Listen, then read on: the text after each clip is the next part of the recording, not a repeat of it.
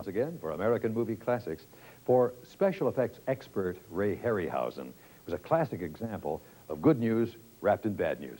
The good news was that independent producers Hal Chester and Jack Dietz wanted him to create a new monster for their next movie. Bad news. He had almost no budget to work with. To make the job even harder, producer Hal Chester wanted the beast to appear in as many scenes as possible. He wanted to get the audience to get its money's worth. Well, Mr. Harryhausen may not have had much money to work with, but he did have some camera equipment with a spirited history.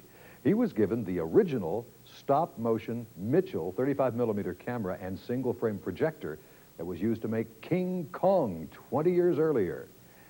That had been the movie that, in fact, had changed Mr. Harryhausen's life when he was just a little kid.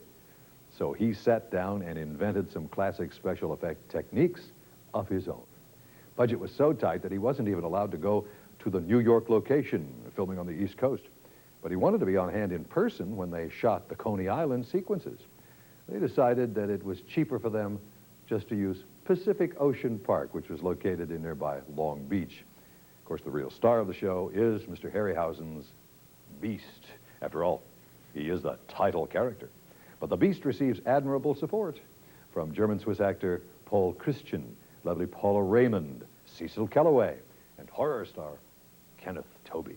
Here they all are trying to deal with the Beast from 20,000 Fathoms.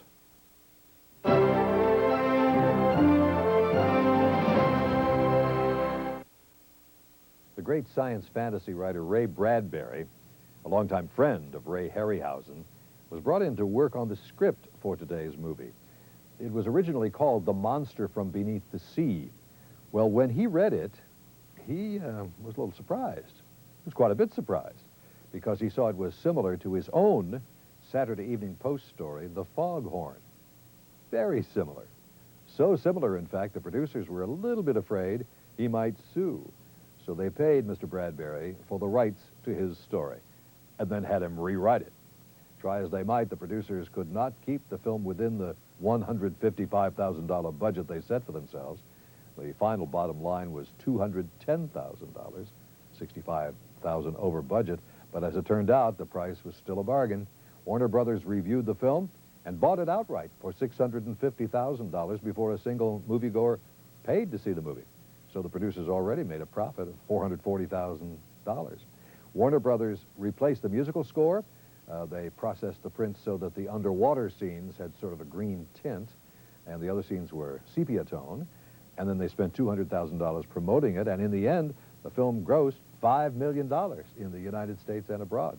Whole bunch of money. Now watch this.